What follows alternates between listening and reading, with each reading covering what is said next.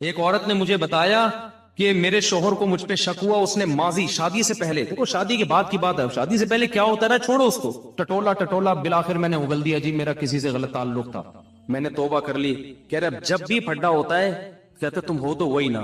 میں نے کہا غلطی آپ کی ہے، کیوں بتا رہی ہو بھائی؟ وہ 100 دفعہ بھی پوچھ رہے ہیں آپ کیوں بتا رہے ہو، وہ کیوں بتا رہے ہو آپ اس کو؟ تو ہمارا تعلق کس سے ہونا چاہیے؟ ہم اللہ کے بندے ہیں، جرم اللہ کا تو توبہ بھی کس سے؟ اللہ کی۔ اور ایک اور بات سے بات نکلتی ہے، بعض خواتین کے ساتھ کوئی ایسا واقعہ ہو چکا ہوتا ہے کہ وہ کنواری نہیں رہتی، بعض دفعہ کوئی مسئلہ ہوتا ہے ان کے ساتھ، یا بعض دفعہ کوئی برائی ہو چکی ہوتی ہے جس سے وہ توبہ کر چکی ہوتی ہیں، وہ شادی کرتے ہوئے ڈر رہی ہوتی ہیں، تو وہ ڈر رہی ہوتی ہیں کہ شوہر کو پتا چلے گا، وہ کہے گا یہ تو کنواری نہیں ہے۔ تو وہ جب میں فون اٹھاتا تھا نا اس طرح کے مشورے بھی کہ ہم کیا شوہر کو بتا دیں، تو یہ حماقت نہیں کرنا بھائی، یہ تو کسی بھی طرح سے زائل ہو سکتا ہے، کسی بیماری سے بھی ہو سکتا ہے پردہ زائل، اور بھی 10 بازوں کے پیدائشی نہیں ہوتا، تو ایسے موقع پہ جھوٹ بولنا بھی جائز ہے۔ نہیں آ رہی بات؟ عورت کے لیے جائز ہے کہ وہ شوہر سے بولو نا، جھوٹ بول دے، وہ یہ نہ بتائے کہ میں نے بدکاری کی ہے پھر توبہ کر لی ہے، یہ اتنی تفصیل میں جانے کی ضرورت نہیں ہے، وہ بول دے بھائی یہ پیدائشی نہیں ہے، یہ جھوٹ ہے، لیکن کیوں؟ وجہ اس کی یہ کہ اس کمبخت کو یہ تفتیش کی اجازت نہیں ہے کہ وہ پوچھے آپ سے، جو ماضی کے قصے ہیں وہ کیا ہیں؟ وہ ختم، وہ پرانے ہیں، تو جو ٹوہ میں لگتا ہے نا، ٹوہ میں گھستا ہے ایک دوسرے کی ٹوہ میں، اللہ اس کو کیا کرتے ہیں؟ رسوا کرتے ہیں۔ تو گناہ ہو جائے کس سے تعلق؟ اللہ سے۔ ہم عیسائی تھوڑی ہیں کہ پادریوں سے جا کے یا پنڈتوں سے جا کے اپنے گناہ شیئر کر رہے ہوں، مجھے بھی لوگ آ کے بتاتے ہیں، میں کہتا ہوں یار مجھے نہیں بتاؤ کیا ہوا ہے، میں بھی انسان ہوں۔ ہاں ایک صورت میں آپ بتائیں، جیسے کوئی مریض ڈاکٹر کو اپنی بیماری بتا رہا ہوتا ہے علاج کے لیے، تو کسی بزرگ سے، کسی عالم سے آپ کا تعلق ہے، آپ سمجھتے ہیں کہ اس سے میں مشورہ لے سکتا ہوں، اور مشورہ اس وقت تک نہیں لے سکتا جب تک میں اس کو اپنا پورا مرض بتاؤں نہیں کہ میرے اندر کیا گناہ ہے جو میں چھوڑنا چاہتا ہوں مگر مجھ سے چھوٹتا نہیں، ایسی صورت میں پھر مجبوری ہے بتانے کی تاکہ وہ اس کا کوئی علاج بتائے آپ، تو اس کا خیال کرنا چاہیے۔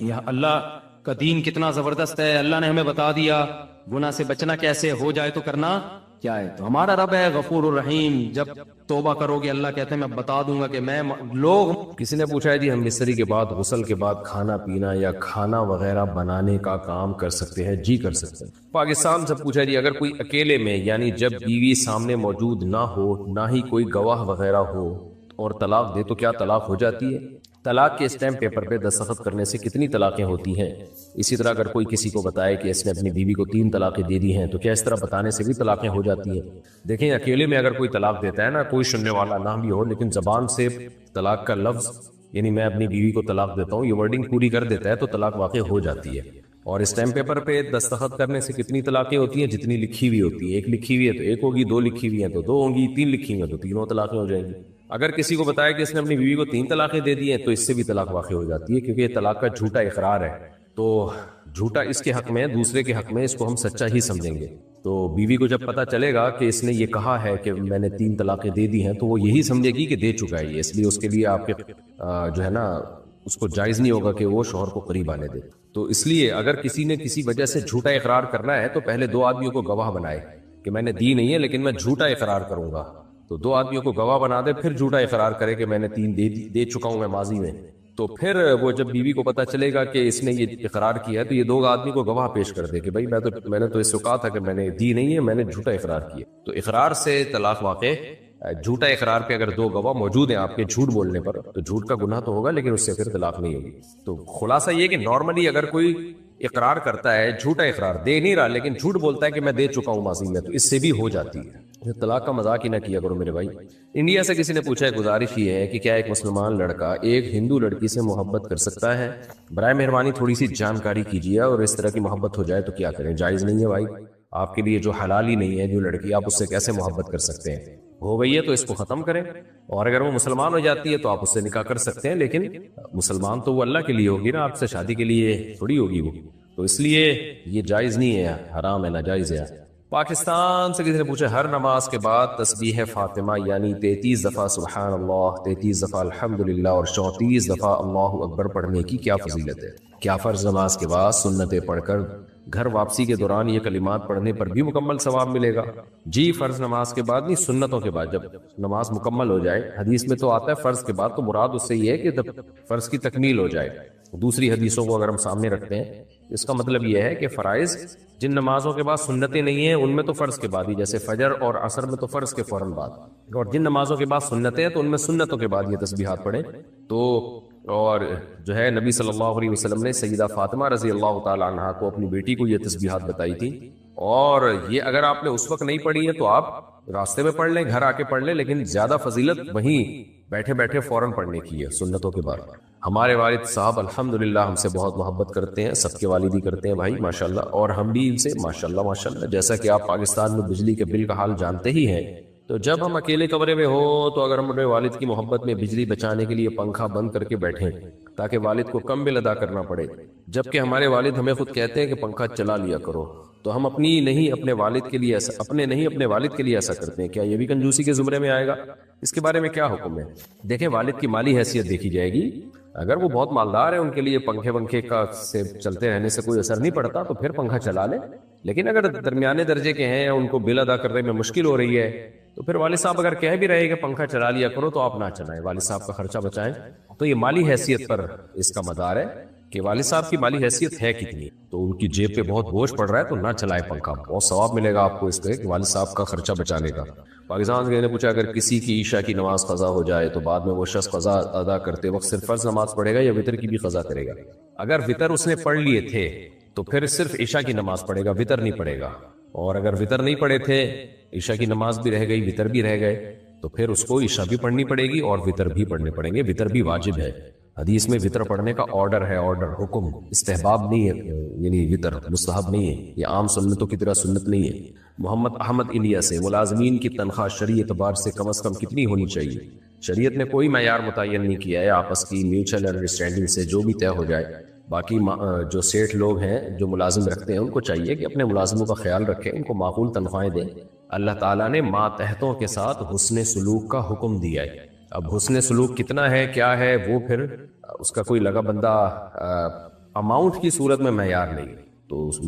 سیٹھ کو چاہیے کہ اپنے آپ کو اس کی جگہ رکھ کے سوچے کہ میں اگر ملازم ہوتا تو کیا اس تنخواہ میں اپنا گھر چلا لیتا؟ تو متعین نہیں کیا ہے شریعت نے، بس یہ آپس کی انڈرسٹینڈنگ سے ہے، جو بھی طے ہو جائے۔ پاکستان سے کسی نے پوچھا، میرے والد نے میرے لیے ماضی میں مکان خریدا اور والدہ کے نام کیا تاکہ میں تابع فرما بردار رہوں۔ والد مرحوم کے انتقال کے بعد والدہ نے چھوٹے بھائی کے لیے والد کے مال سے گھر خریدا، جسے بوقت خرید چھوٹے بھائی کے تقاضے پہ چھوٹے بھائی کے نام کر دیا۔ بعد ازاں میں نے والدہ سے اصرار کر کے ان کے نام جو مکان میری رہائش میں تھا اپنے نام کر لیا۔ میری ایک بہن بھی ہے مکانات میں، اس بہن کے حصے کے حوالے سے رہنمائی فرمائیں۔ دیکھیں، والد نے آپ کی والدہ کے لیے جو مکان خریدا تھا، مکان جو نام کر دیا تھا، تو نام کر کے ان کے قبضے میں دیا تھا یا نہیں دیا تھا؟ قبضے کا مطلب والد صاحب خود نکلتے اور سامان سمیت گھر والدہ کے حوالے کرتے، تو یہ قبضہ کہلاتا ہے شرعی لحاظ سے۔ اس پروسیس کو پورا کیا تھا انہوں نے، تھوڑی دیر کے لیے نکلتے بے شک، تو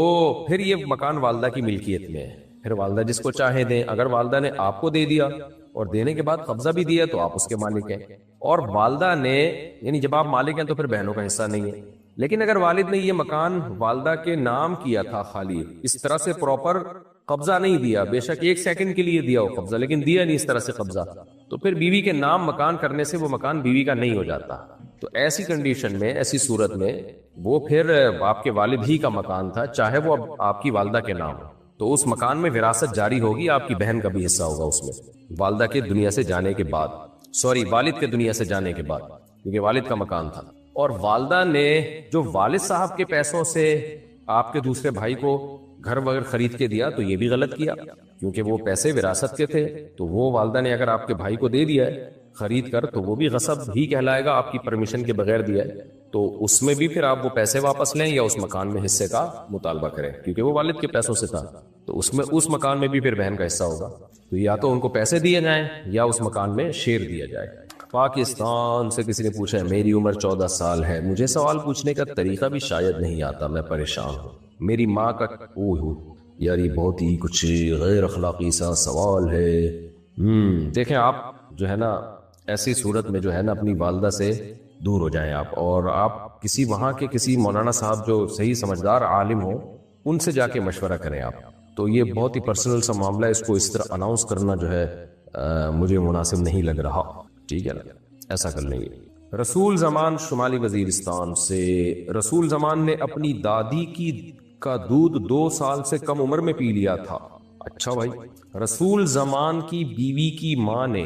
رسول زمان کی بیوی کی ماں یعنی ساس، رسول زمان سے کئی سال پہلے رسول زمان کی دادی کی دودھ 2 سال سے کم عمر میں پی لیا تھا، یعنی رسول زمان کی جو ساس ہے وہ اس نے بھی رسول زمان کی دادی کا دودھ پیا اور رسول زمان نے خود بھی اپنی دادی کا دودھ پیا۔ اس کا مطلب رسول زمان کی جو ساس ہے وہ رسول زمان کی بہن بن گئی تھی۔ ٹھیک ہو گیا۔ رسول زمان پر اپنی بیوی حرام ہوگا یا نہیں؟ حرام ہوگی بھائی، اگر یہ گواہوں سے ثابت ہے، یقینی طور پر ہے، تو پھر رسول زمان کے لیے اپنی بیوی سے علیحدگی اختیار کرنا فرض ہے، کیونکہ رسول زمان کی جو بیوی ہے وہ اصل میں اس کی جو ساس ہے نا، جو ساس تو رضائی بہن بن گئی، تو بہن کی بیٹی ہے ہوئی وہ، تو بہن کی بیٹی تو بھانجی ہوتی ہے۔ لیکن یہ ذہن میں رکھیں کہ یہ پتہ کیسے چلا کہ پیا ہے، کیونکہ اگر یہ بچپن سے یا تو مشہور تھا، سب کو پتا تھا کہ رسول زمان کی ساس نے رسول زمان کی دادی کا دودھ پیا اور رسول زمان نے بھی اپنی دادی کا دودھ پیا، یہ بچپن سے سب کو پتا تھا اگر، تو پھر تو یہ نکاح کرنا ہی نہیں چاہیے تھا۔ لیکن اگر بچپن سے یہ بات مشہور و معروف نہیں تھی، اب آپ کی شادی ہو گئی اور اب کوئی اٹھ کے کہتا ہے کہ جی یہ دودھ پیا تھا، تو گواہ طلب کیے جائیں گے۔ ایسے ہی کسی ایک دو کے کہنے سے بات نہیں ہوگی، 2 مرد ہو یا 1 مرد 2 عورتیں، تو اس پہ جو ہے نا مضبوط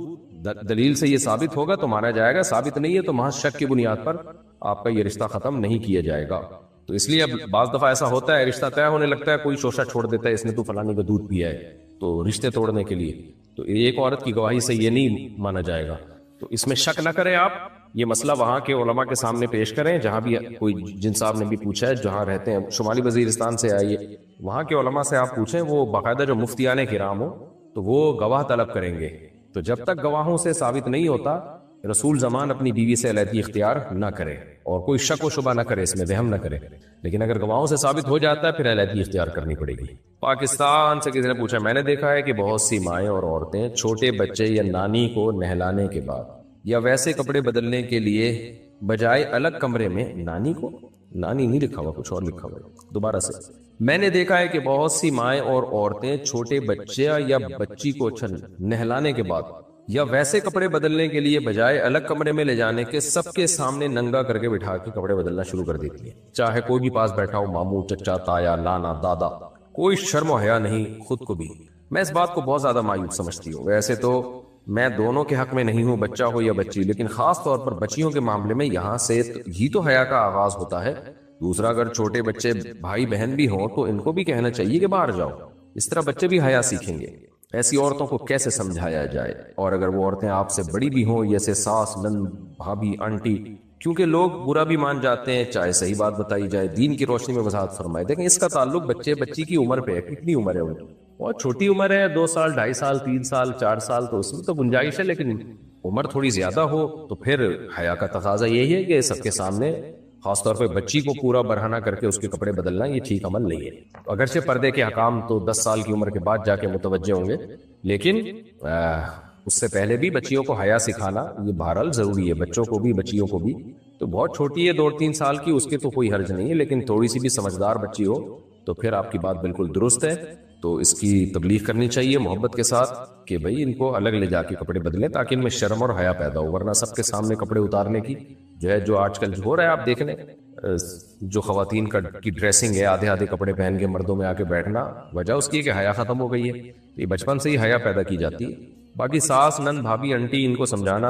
ان میں سے انٹی کو تو شاید سمجھا سکتی ہیں، ساس، نند، بھابھی وغیرہ کو آپ کائنڈلی کوشش نہ کریں سمجھانے کی، کیونکہ انہوں نے اگر آپ کو سمجھایا تو آپ کسی اور کو سمجھانے کے قابل نہیں رہیں گی۔ انڈیا سے کسی نے پوچھا، اگر کوئی یہ کہہ دے کہ اللہ کافر کو بھی معاف کر سکتا ہے، یا کوئی اگر یہ کہہ دے کہ اللہ کسی کو اپنی کوئی صفت دے سکتے ہیں، کسی کو اپنا اختیار دے سکتے ہیں، چاہے تو اللہ تعالیٰ اپنے کو فنا کر سکتے ہیں، اگر اللہ ہمیں شرک کا کہتے ہیں تو ہم شرک کرتے، اگر اللہ ہمیں شرک کا کہتے تو ہم شرک کرتے، اس طرح کے کوئی الفاظ کہے تو کیا ایسا کہنے سے ایمان چلا جائے گا، نکاح ختم ہو جائے گا؟ ایسا کہنے والے کو نفسیاتی ہسپتال میں جمع کرا دینا چاہیے، فضول قسم کی چیزیں لوگوں کے دماغوں میں وسوسے پیدا کرتے ہیں۔ باقی اللہ یہ کہنا کہ اللہ کافر کو بھی معاف کر سکتا ہے دنیا میں، تو یہ بات درست ہے، دنیا میں معاف کر سکتا ہے اگر وہ توبہ کر لے، آخرت میں معاف نہیں کرے گا۔ اگر کوئی یہ کہے کہ اللہ آخرت میں کافر کو معاف کر سکتا ہے، کر سکنے کا مطلب یہ کہ طاقت اور قدرت تو ہے لیکن کرے گا نہیں وہ، تو اگر کوئی یہ کہتا ہے کر سکتا ہے یعنی ہے ہو سکتا ہے کر لے، تو یہ پھر ناجائز حرام ہے۔ اللہ نے کہا کہ یہ نہیں ہو سکتا، جو ایمان کے بغیر دنیا سے چلا گیا میں اس کو معاف نہیں کروں گا، تو ایسا دعویٰ کرنے والا گمراہ ہے۔ باقی کوئی یہ کہتے ہیں اللہ اپنی کسی کو صفت دے سکتا ہے تو اس سے بھی مطلب پوچھا جائے گا. اگر یہ مطلب ہے کہ اللہ اختیارات دے سکتا ہے تو یہ شرک ہے.